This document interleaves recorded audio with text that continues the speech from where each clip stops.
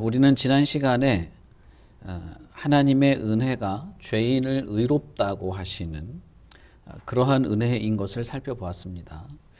하나님의 은혜는 우리에게 많은 내용들을 담고 있는데 그 중에 하나는 죄인을 의롭다고 하시는 것이 하나님의 은혜로운 행위 가운데 있다라고 말씀을 드렸죠.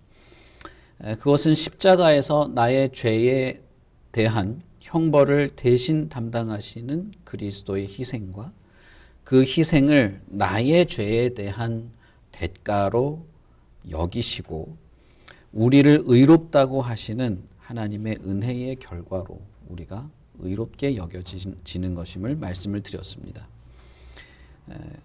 저와 여러분이 실제로 의로운 자라서 의로운 생각도 좀 해볼 수 있고 그런 사람이라서 우리가 의로운 자로 인정받는 것이 아닙니다. 하나님께서 그렇게 여겨주시는 것, 다시 말하면 그리스도 안에서 우리를 의로운 자로 여겨주시는 은혜가 있는 것입니다. 그렇기 때문에 우리가 의로운 자로 여겨지는, 우리를 의로운 자로 받으시는 그 일에는 저와 여러분의 어떠한 수고와 노력도 필요하지 않은 것입니다. 그러나 이 은혜가 우리의 수고와 노력이 들어있지 않다고 해서 가치가 없는 것이 아닙니다. 사실은 이 은혜는 엄청난 대가와 희생을 치룬 것이죠. 죄악에 대한, 이 죄악이 너무나도 깊고 파괴적인 것인데 그렇게 악랄하고 파괴적인 죄에 대한 무진장한 용서, 다함이 없는 그 사랑의 행위, 결국 예수 그리스도께서 십자가에서 대속하신 그 행위가 실제로 행해졌기 때문에 이것은 가치가 없는 것이 아닙니다. 그냥 있었던 일을 없었던 일로 해주고 그냥 다 덮고 넘어가자라는 것이 아니었다 이 말입니다. 이것이 은혜인 것은 실제로 하나님께서 은혜로운 행위를 하였고 그것에 근거해서 우리를 의롭다고 여기시는 것이기 때문에 이것은 사실상 죄의 깊이를 뛰어넘는 엄청난 대가와 가치를 지닌 것이라고 할 수 있습니다. 그래서 내 자신이 죄인임을 깨닫는 것, 그리고 나의 이 악랄한 죄를 대신해서 희생하신 그리스도, 그리고 그 그리스도를 믿음으로 내가 용서받고 심지어는 의로운 자로 여겨진다는 사실이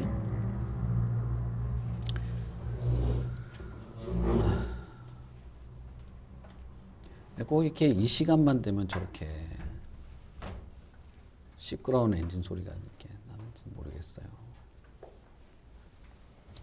의로운 자로 여겨진다는 사실이 은혜로 받아지는 것입니다. 여러분, 그리스도께서 나 같은 사람 한 사람을 성부 하나님께 이렇게 받아들여지게 하시기 위해서 그분이 치르신 그 모든 희생을 생각해 보십시오. 그것이 엄청난 것이었는데 성부께서는 그 희생을 마치 나의 것으로 받으시는 그 은혜를 베푸십니다. 그리고 거기서 그치는 것이 아니라 나를 의로운 자로, 죄에 대한 모든 희생을 치룬 자로 여겨주신다는 것이죠. 우리는 이것을 은혜라고 말합니다.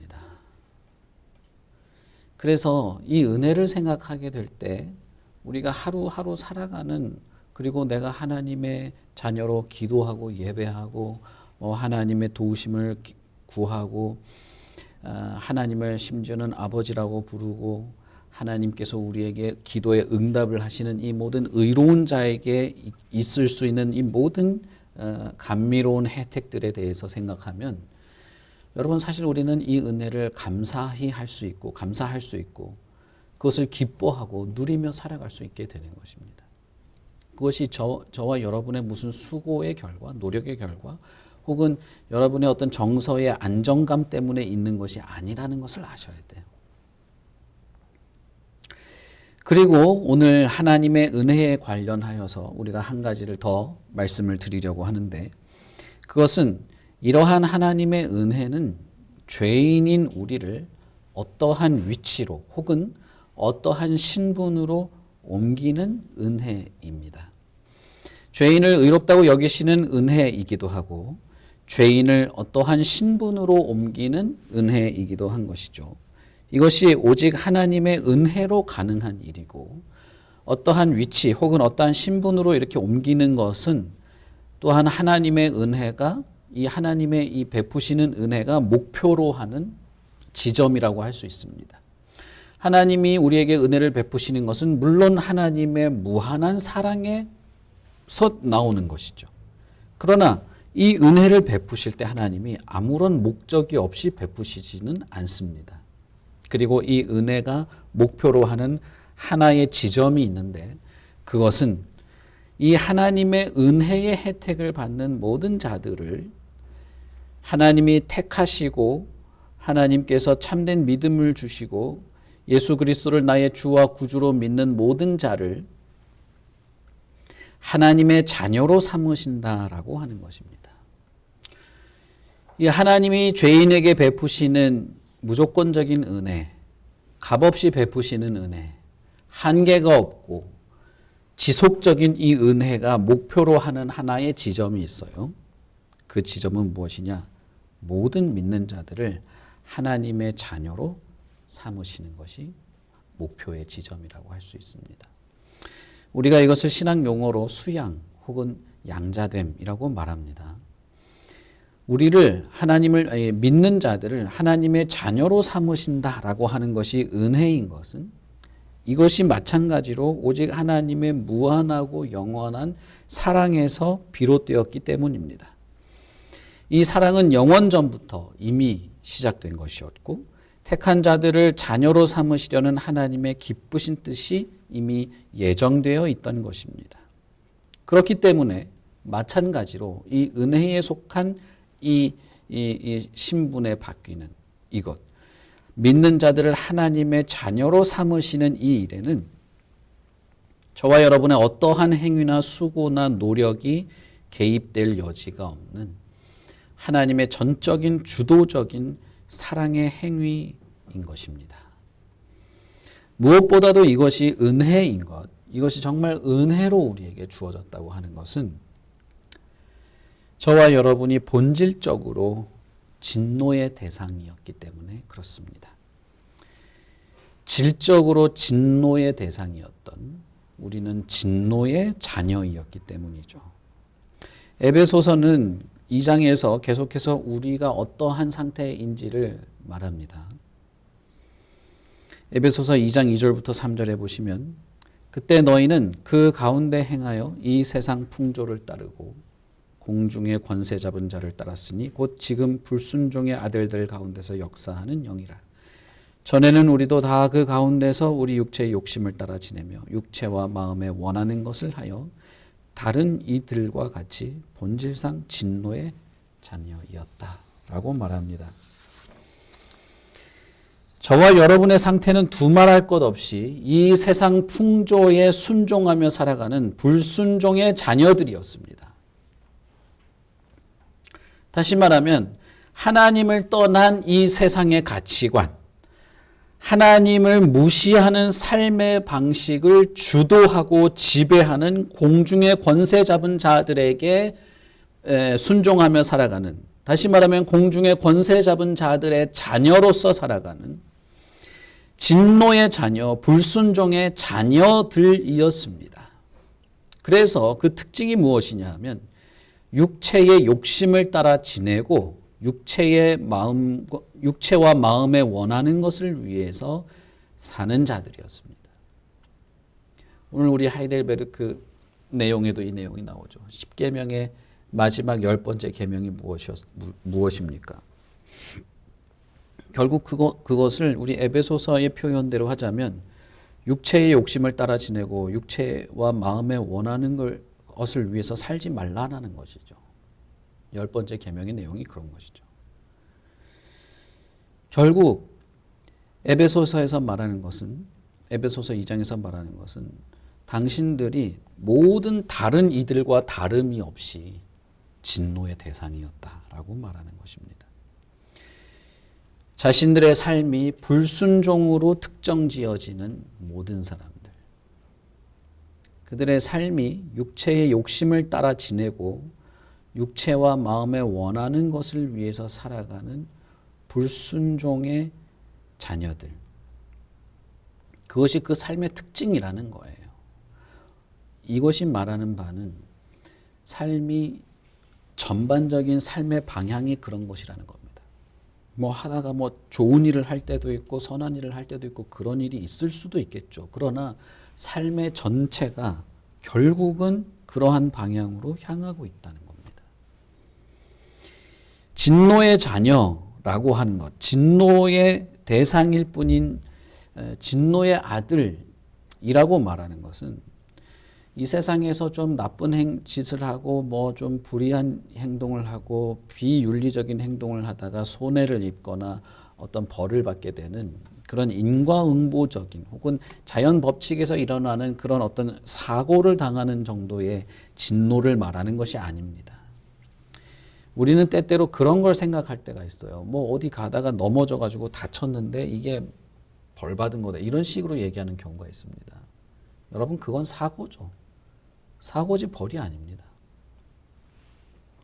가끔씩 뭐 이렇게 11조를 똑바로 안 했는데 무슨 문제가 터져서 11조만큼 손해를 봤다 뭐 이런 식의 얘기도 하잖아요. 여러분 그냥 그건 사고입니다. 사고고 내가 교통법규를 어겨서 무슨 문제가 일어나면 그건 그냥 자연스러운 인과응보에 따른 것이죠. 잘못된 행동이 잘못된 결과를 낳을 뿐인 것이죠. 그러나 에베소서에서 말하는 진노의 자녀, 하나님의 진노의 대상인 그런 자녀, 불순종의 자녀라고 하는 것은 분명히 하나님이 의도하고 능동적으로 하나님께서 쏟으시는 하나님의 진노의 대상이라는 뜻입니다. 모든 형태의 죄와 악에 대한 하나님의 불타는 진노가 있고 그 진노의 대상이 당신들이다라고 하는 것입니다. 이러한 하나님의 진노는 결국 하나님의 거룩하심에 대한 증거이기도 한 것이죠. 결국 에베소서에서는 두 가지 타입의 자녀를 제시하고 있습니다. 하나는 하나님의 의로운 하나님의 심판을 받아 마땅한 진노의 자녀. 본질적으로 그렇다는 거예요. 본질적으로. 뭘 하고 안 하고의 문제가 아니다 이 말입니다. 본질적으로 그런 것이죠. 그러나 그런 자들을 완전히 신분을 역전시켜서 하나님의 자녀로 삼게 되는 이 두 가지 자녀의 모습을 제시를 하고 있는 것이죠. 하나님의 진노의 대상이고 불순종의 자녀인데 이것이 하나님의 자녀로 하나님의 사랑의 대상이요 하나님의 용서의 대상이요 영원한 하나님의 보호의 대상인 하나님의 자녀로 바뀌는 이것이 하나님의 은혜인 것입니다. 여기는 여러분 우리들의 어떤 수고나 노력이나 무슨 혈통이나 뭐나 아무것도 거기에는 개입될 것이 없어요. 여기는 오직 하나님의 은혜만이 역사한 것입니다. 우리는 그렇게 하나님의 자녀로 하나님을 아버지로 부를 수 있게 되는 거예요. 그러면 여러분, 저와 여러분이 하나님을 아버지라고 부를 때 혹은 하나님을 생각할 때, 하나님을 대면할 때, 하나님께 예배할 때, 하나님의 말씀을 듣고 어떤 순종의 삶을 살 때, 혹은 하나님의 도우심을 구할 때, 하나님의 보호 안에서 살기를 바랄 때, 이 은혜를 기억하여야 하는 것입니다. 이 은혜에 의지하여서 하나님을 아버지라 부르는 것입니다. 이 은혜가 나에게 너무나도 감사한 일인 것임을 아셔야 되는 거예요. 그냥 교회에 오면 그냥 하나의 하나님을 부르는 호칭처럼 하나님을 아버지라고 부르죠. 이게 무슨 뭐가 있는지 없는지도 모르고 그냥 교회에 오니까 다들 그렇게 부르니까 아버지라고 부르는 이런 것이 아니다 이 말입니다. 하나님께서는 기꺼이 진노의 자녀들을 향하여 자신이 아버지가 되어 주시기로 하신 것이에요. 그런데 그렇게 하시기 위해서 엄청난 대가를 치르십니다.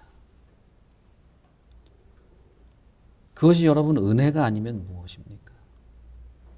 그리고 그 은혜가 그저 괜찮아, 없던 일로 치자, 괜찮아, 마음 풀어, 이제 마음껏 살아, 그 정도가 아닌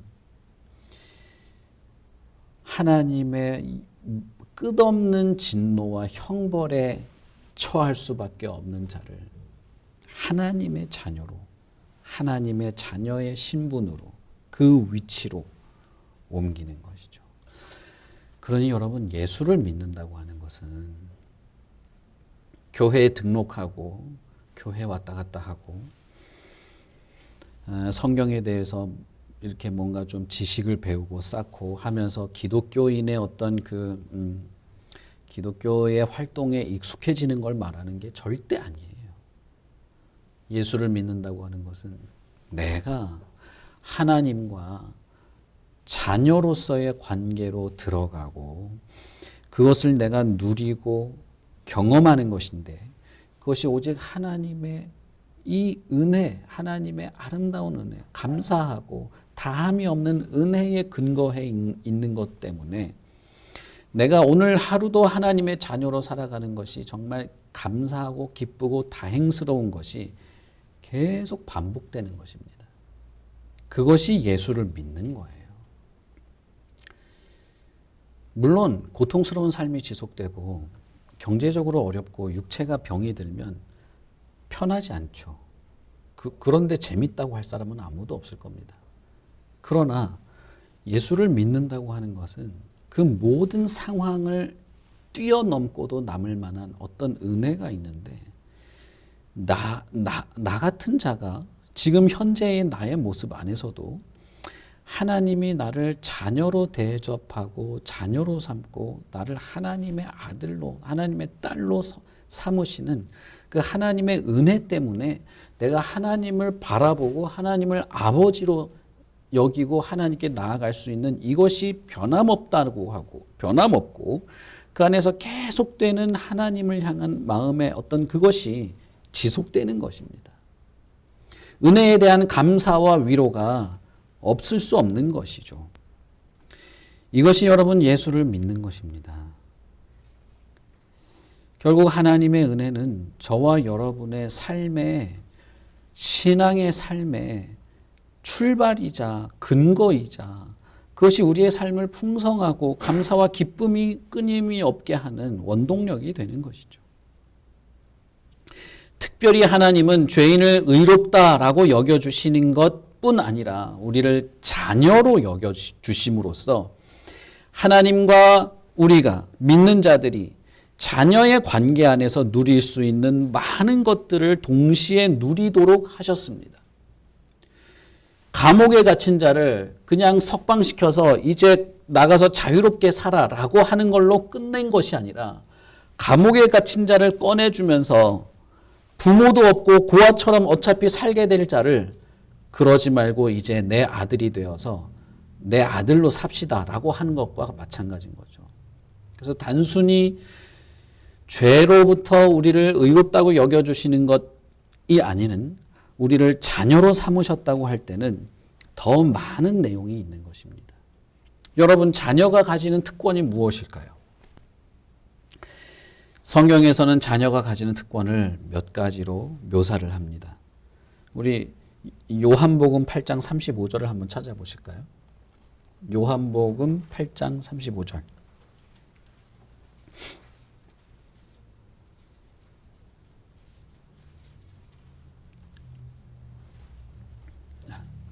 찾으셨죠? 우리 같이 한번 읽겠습니다. 시작. 종은 영원히 집에 거하지 못하되 아들은 영원히 거하나니. 종과 아들의 차이가 이것이죠. 종은 주인의 집에 살긴 하지만 그러나 그 집에 영원히 있을 수는 없습니다. 그러나 아들은 당연히 아버지의 집에 거할 수 있는 것이죠. 이것이 아들의 특권이에요. 자녀의 특권은 아버지의 집에 영원히 거하는 것입니다. 그러면 이 하나님의 은혜가 저와 여러분을 하나님의 자녀로 삼으시는 데까지 이 은혜가 미친다면 하나님의 이 은혜는 무엇을 목적으로 하고 있습니까? 저와 여러분이 그냥 마음 편히 살고 위로받고 즐겁고 기쁘고 하는 그런 것이 아닌 하나님과 영원히 거할 것을 하나님께서 기뻐하면서 죄인인 우리를, 진노의 대상인 우리를, 본질상 불순종의 자녀인 우리를, 그저 고아원에 있는 불쌍한 자가 아니라 그냥 범죄자죠. 범죄자를 자신의 집에서 영원히 함께 하려고 우리를 자녀 삼으시기로 하신 것입니다. 이것이 하나님께서 우리에게 베푸시는 은혜예요. 이것이 자녀의 특권입니다. 그러니 여러분, 하나님의 집 혹은 하나님의 나라, 하나님의 천국에는 전부 하나님의 자녀만 있는 것입니다. 거기에는 하나님의 자녀 외에는 없어요. 이 은혜를 누리고 경험하고 기뻐하고 감사하는 자들이 거기에 모여 있는 겁니다. 그러니 여러분, 예수를 믿는다, 내가 예수님을 믿고 구원받았습니다 라고 하는 것에는 내가 하나님의 자녀가 되었습니다, 이 분명한 하나님의 은혜가 없이 그렇게 말하기는 어려운 것이겠죠. 내가 천국에 간다, 구원받아 하나님과 영원히 함께 있다고 할 때는 그것은 곧 내가 하나님의 자녀로서 같이 있게 된다는 것을 말하는 것입니다. 갈라디아서 4장 7절에서는 이렇게 말하죠. 그러므로 내가 이후로는 종이 아니요 아들이니 아들이면 하나님으로 말미암아 유업을 받을 자니라 라고 말하죠. 자녀의 특권인 것입니다. 이것이 자녀의 특권이에요. 자녀이면, 너가 아들이라면 아버지인 하나님으로부터, 그 하나님으로 말미암아 유업, 상속을 받게 된다. 여러분, 우리 창세기 하면서 이 유업을 이어받는 것을 몇 번 말씀을 드렸죠. 아브라함에게 한 약속은 아브라함의 자손들에게 유업으로 이어졌습니다. 아브라함이 가진 수많은 재산이 그들에게 유업으로 주어진 것이 아니었어요. 아브라함에게 하신 하나님의 약속이 이삭과 야곱에게 이어지는 유업이었습니다. 자녀에게만 이어지는 것이죠. 똑같은 이스마엘도 아브라함의 자녀였으나 그에게는 약속이 유업으로 가지 않았어요. 이삭에게 간 것입니다. 이삭에게 똑같이 에서와 야곱이 있었으나 에서에게는 하나님의 약속이 유업으로 가지 않았어요. 그렇기에 그는 하나님의 약속의 자녀가 아닌 것입니다. 누가 그러면 아브라함의 자손일까요? 하나님의 약속을 받는 자가 아브라함의 자손이 되는 것이죠. 곧 영적 아브라함의 자녀들, 이 하나님의 약속에 담긴 하나님의 유업을 상속으로 받는 자가 자녀인 것입니다. 갈라디아에서는 이렇게 말해요. 이후로는 너희들은 종이 아니다, 아들이다. 아들의 신분을 가지고 있다. 아들이라면 하나님의 유업을 받게 될 것이다.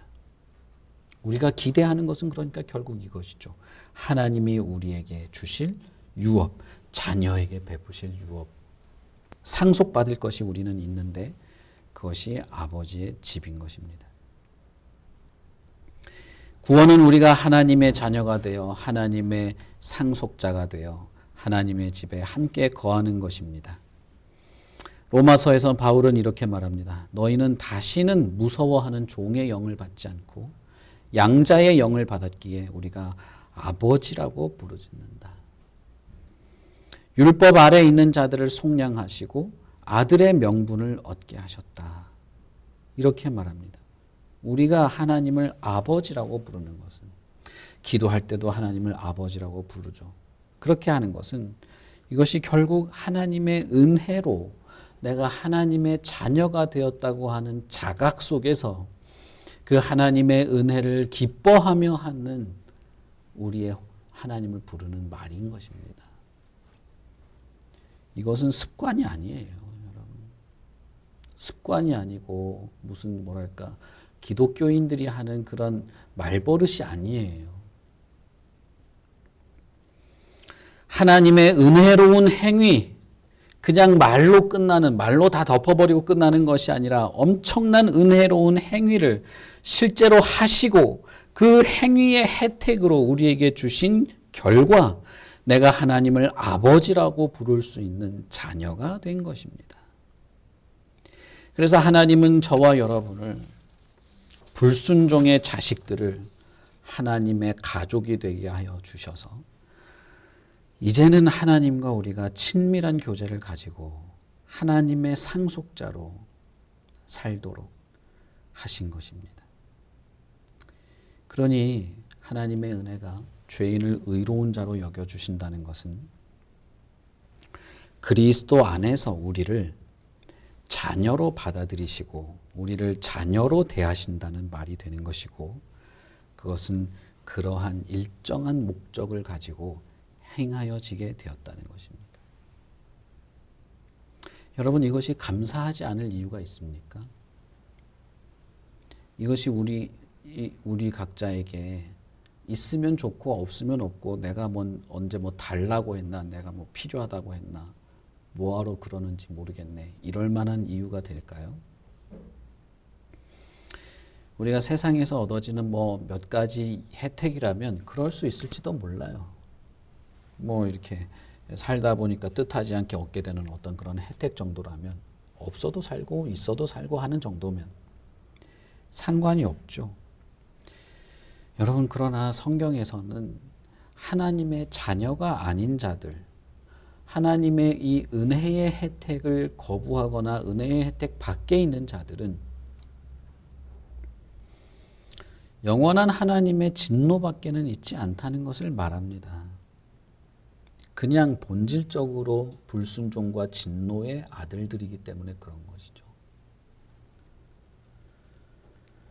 그렇기 때문에 이 은혜를 깨닫게 되고 나면, 이것이 하나님의 은혜로운 행위로 나에게 그렇게 혜택이 주어졌다는 것을 알게 된다면, 우리는 그 하나님의 은혜를 감사할 뿐 아니라 그것을 기뻐하고 찬송하게 되는 것입니다. 하나님의 은혜의 열매로 우리가 자녀가 되었다면, 내가 자녀인 이유는 하나님의 은혜인 것이죠. 이 은혜, 우리에게 거저 주시는 바 그의 은혜가 너무나도 강력하기 때문에 죄인을 의인으로, 불순종의 아들을 하나님의 아들로 새롭게 하고 그 은혜를 누리고 경험하면서 하나님의 은혜를 찬양하는 그런 정도로 우리를 새롭게 하십니다. 결코 벗어날 수 없는 비극적인 우리의 운명에서 벗어나서 하나님의 아들이 되고 그의 집에서 거할 상속받은 자들이 되었음을 기뻐하고 감사하는 것이 은혜를 누리는 자들의 기쁨인 것이죠. 이것이 어떻게 가능하게 되었다는 겁니까? 이것이 하나님의 모든 은혜로운 행위로 하나님이 실제로 어떤 일을 하셔서 그렇게 된 것입니다. 그렇기 때문에 이 은혜를 모르는 자들, 이 은혜를 쉽게 여겨버리는 사람들, 혹은 이 은혜를 깊이 생각해 본 적이 없는 사람들은 하나님의 은혜를 찬송하지 못할 겁니다. 곡조나 가사의 감미로움을 느끼지 못한다는 그런 뜻이 아니에요. 영원하고 강력한 그 은혜에 대한 깊은 감사와 기쁨이 없이는 실제로 하나님을 찬송하거나 찬미할 수 없다는 것입니다. 우리에게 거저 주시는 바 그의 은혜의 영광을 찬송하게 하려는 이 하나님의 은혜를 우리는 날마다 누려야 합니다. 우리는 이 복을 누리는 것입니다. 이것이 우리에게 기쁘고 감사한 것이어서 날마다 묵상하고 기대하고 바라볼 내용이 되는 것이에요. 세상의 상식과 계산을 다 뛰어넘는 무한한 하나님의 은혜의 행위가 저와 여러분을 하나님의 자녀가 되게 했습니다. 그런데 이 은혜를 모르고 내가 가지지 못한 것, 불편한 것, 혹은 나보다 더 많이 가진 어떤 사람들을 보면서 불안해하고 불평하고 만족하지 못하면서 감사가 없고 얼굴에 웃음이 없다면, 세계 2차 대전이 끝나고 서구의 많은 시민들이 얼굴이 무표정하게 거리를 걸어다니는 것을 본 그 작가가 저들에게는 하나님은 죽었다고 말한 그 내용이 우리에게 그대로 적용될 것입니다.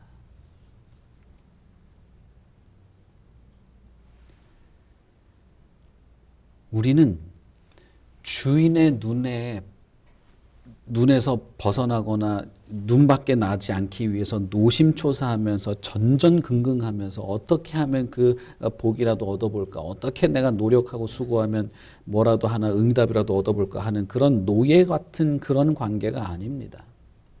그건 노예죠, 노예. 우리는 무한한 사랑을 누리고 만족하며 기뻐하며 감사하는 자녀로 우리를 받아주신 주님을 만나는 것입니다. 우리는 이 사실을 기억해야 돼요.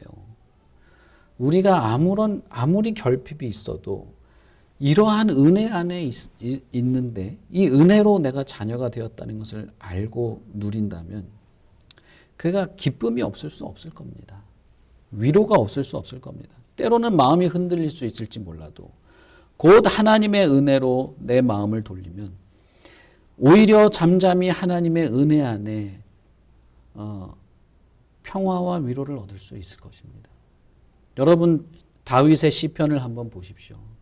그는 자기 장인한테 생명의 위협을 느꼈습니다. 단순히 무슨 고부간의 갈등 그 정도가 아니죠. 이 사람은 실제로 죽이려고 창을 던지고 활을 쐈어요. 그걸로도 안 되니까 군대를 동원했습니다. 국가 전체가 이 한 사람을 죽이려고 움직이고 있었어요. 그래서 그 광야, 그 사막지대를 10여 년을 넘게 방랑을 했습니다. 얼마나 고통스럽겠습니까? 자신의 부인도 다른 사람에게 뺏기고 모든 것이 절단난 상황에서 다윗이 어떻게 시를 씁니까? 내 영혼아 잠잠하라. 너는 하나님을 바라보라 라고 하죠. 다윗이 무슨 정신 이상자라서 그랬을까요? 그 사람은 고통을 느끼지 못하는 사람이라 그랬을까요? 그러지 않았어요. 얼마나 속에서 부글부글 끓어올랐겠습니까? 그런데 그는 자신의 영혼을 향해서 잠잠하자라고 해요. 그러면서 하나님을 바라보자. 시편의 마지막은 결국 사람들아 나와 함께 이 하나님을 노래합시다, 찬송합시다라고 끝나잖아요. 여러분 그게 이해가 되십니까? 사람들이 다윗을 보면 세상에 그런 실패자가 없는데 어떻게 부끄러워서 사람들 나와 함께 찬송합시다라고 말합니까? 내가 예수 믿고 무슨 좋은 대학 가고 예수 믿고 갑부되고 무슨 CEO라도 되고 나면 사람들아 나를 봐라 이렇게 하지. 무슨 인생에 완전 제일 밑바닥에 처박힌 사람들이 여보시오 나와 함께 찬송합시다. 그게 어떻게 가능하냐 이 말입니다. 그런데 다윗은 그렇게 말하죠. 이 하나님의 은혜가 내가 이 세상에서 누리지 못하고 가지지 못한 것 정도로 무마될 수 있는 그런 것이 아니라 하나님과 자녀의 관계 속에서 자녀로서 누릴 수 있는 그 모든 은혜로운 특혜와 혜택을 이 세상에서 누리지 못하는 그런 정도와는 비교될 수 없는 혜택이 무시되지 않고 무마되지 않고 취소되지 않고 언제나 우리 안에 있다는 거예요. 여러분 왜 이것을 묵상하지 않습니까? 왜 이것을 우리 마음에 품고 생각해 보지 않습니까? 왜 이것을 하나님 안에서 다시 누리고 경험하고 기뻐하고 감사하는 것을 하지 않습니까? 하지 않을 이유가 없어요. 우리는 이 사실을 기억해야 합니다. 이 하나님의 은혜가 우리를 영원한 사망으로부터 구원했습니다. 그리고 이 사실을 깨달은 많은 성도들이 이 은혜를 기뻐하며 찬송했습니다. 기꺼이 자신의 삶을 바꾸어 살려고 노력했습니다. 심지어는 환난과 고통 속에서도 기뻐할 수 있었습니다. 내가 얼마나 참혹한 죄인인지도 심지어 고백할 수 있었습니다. 왜? 이 은혜가 너무 컸기 때문에. 그리고 하나님을 참으로 아버지라 부르며 자녀의 복을 기뻐하며 살 수 있었습니다. 여러분 이것이 하나님의 은혜예요. 그런데 이 은혜가 무슨 지리산에 들어가서 도 닦으면 겨우 얻는 그게 아닙니다. 이 은혜를 하나님은 이미 약속했어요. 이미 하나님이 선언했습니다. 내가 준다. 주겠다. 이 은혜를 베풀겠다고 이미 선언했습니다. 요한복음에 보시면 뭐라고 합니까? 우리가 지금 계속해서 요한복음 성경 공부를 하고 있는데 요한복음에 뭐라고 말합니까? 영접하는 자, 곧 그 이름을 믿는 자들에게는 하나님의 자녀가 되는 권세를 주신다. 여러분, 이건 약속이에요. 하나님의 약속이자 선포입니다. 선언이에요. 이는 혈통으로나 육적으로나 사람의 뜻으로 나지 않고 오직 하나님께로부터 난 하나님의 자녀이다. 하나님의 약속을 무시할 근거가 어디 있습니까, 우리가? 하나님의 이 선언에 대해서 믿지 못할 이유가 어디 있겠습니까? 하나님이 선언했어요. 하나님이 약속했어요.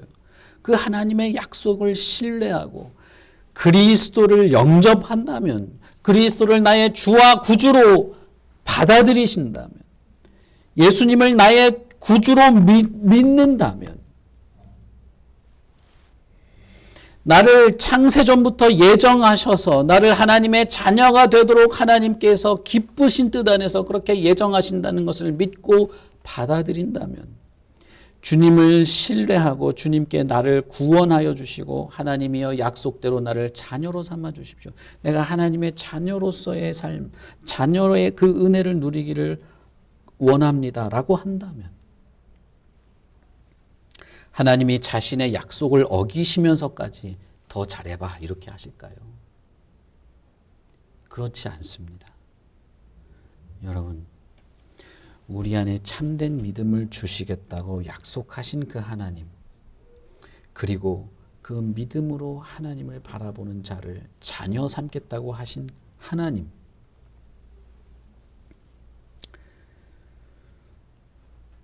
하나님은 우리에게 분명히 약속하셨습니다. 그러니 최소한 여러분 이것을 생각하십시오. 하나님, 그 하나님의 구원의 약속, 나에게 참된 믿음을 주시겠다고 하신 그 약속을 나에게 실행해 주십시오. 그 약속을 나에게 지켜주십시오. 그게 나한테는 참 좋아 보입니다. 나한테는 정말 그게 은혜처럼 여겨집니다. 예수님이 나를 구원하시는 분이라면 내가 구원자로 내가 받고 싶습니다. 그 약속 그대로 나를 구원해 주십시오.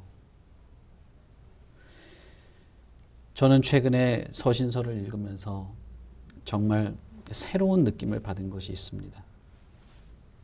어떤 사람은 하나님의 말씀을 읽고 그것을 좋게 여기는 사람이 있고, 어떤 사람은 그 말씀을 읽고 싫어하는 사람이 있어요. 특별한 이유가 있는 게 아닙니다. 그냥 읽고 좋아지거나 싫어지거나 둘 중에 하나예요. 하나님의 이 약속의 말씀을 보고 읽고 그렇다면 이 약속대로 나한테 해주실 수도 있겠다. 그러면 나한테 믿음을 주면 내가 믿음을 가질 수도 있겠다 라고 생각하는 사람이 있는 반면, 그게 아니라 아무런 느낌이 없고 별 것 없는데 이게 뭐야 라고 생각하는 사람도 있는 것입니다. 무슨 특별한 논리나 이유나 무슨 상황과 그게 아니에요. 그냥 사람이 둘로 나뉘어 있어요. 모든 사람들이. 그러나 저는 여러분들에게 이 말씀에 마음을 열고 신뢰를 하시고, 정말 역사 속에서 수많은 사람들이, 그리고 저렇게 목사가 저렇게 뭔가가 있어서 말하는데 도대체 저건 뭘까? 최소한 이런 마음이라도 가지시고, 하나님의 자녀로서의 은혜, 그 은혜를 누리면서 그 내가 하나님의 자녀라는 생각 속에서 살아가는 것들을 정말 그럴 수 있는지라도 마음을 여시고 기대를 한번 해보십시오. 하나님 내가 느끼지도 못하고 실감이 안 나는데, 그렇다 할지라도 이게 사실이라면, 이런 일이 약속되었고 할 수 있다면, 그러면 나한테 믿음이 있으면 참 좋겠습니다. 나에게 참된 믿음이 시작되면 좋겠습니다. 그냥 이 세상의 풍조에 따라서, 이 세상의 가치관에 따라서 흔들리면서 살아가는, 그것이 일상적인 삶이고 모든 사람이 그렇게 삽니다마는, 그러나 하나님의 자녀로서의 어떤 새로운 정체성을 가지고 살아가는 것이 무엇인지, 그것이 정말 그렇게 감사하고 기쁜 것이 지속되는 것이라면 나도 하나님의 자녀로 삼아 주십시오. 이렇게 할 수 있는 것이죠. 예수 그리스도를 나의 구주요 주로 영접한다면 그는 하나님의 자녀로 삼으신다고 말씀하십니다. 여러분, 이게 불합리합니까? 어떤 자에게 손해가 되는 것입니까? 은혜이지 않습니까? 은혜로 주어지는 거지 않습니까? 하나님의 말씀을 의지해서 그리스도를 나의 주인으로 믿는 자에게 베푸시는 하나님의 은혜입니다. 아무런 대가 없이 주시는 하나님의 은혜입니다. 이 하나님의 은혜로운 행위, 은혜로운 여겨주심, 여러분, 이것을 우리가 알고 누릴 수 있기를 바랍니다. 우리에게 이것이 날마다 기쁜 내용이 되기를 바랍니다. 여러분, 가진 게 별로 없어요? 그런데 하나님을 아버지로 가졌잖아요. 수고하고 애쓴 것이 별로 소득이 없이 끝나고 있습니까? 그런데 하나님께서 자신의 집에서 영원히 살도록 하는 그 상속권을 이미 우리는 가지고 있지 않습니까?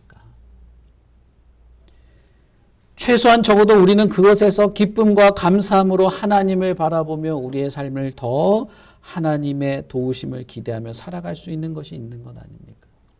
이런 것을 깡그리 무시하고 그렇게 살아갈 때 여러분, 우리에게 위로와 평화가 과연 있던가요? 그렇지는 않을 겁니다. 여러분, 이 은혜를 기억하십시오. 그리고 되새겨 보십시오.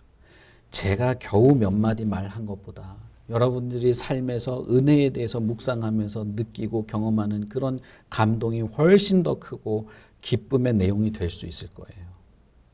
우리는 그럴 수 있기를 바랍니다. 그런 교회가 되기를 바라고, 그런 저와 여러분이 되기를 바라고, 이 하나님의 은혜 안에서 참된 기쁨을 누리며 살아갈 수 있기를 바랍니다. 우리 같이 기도하겠습니다.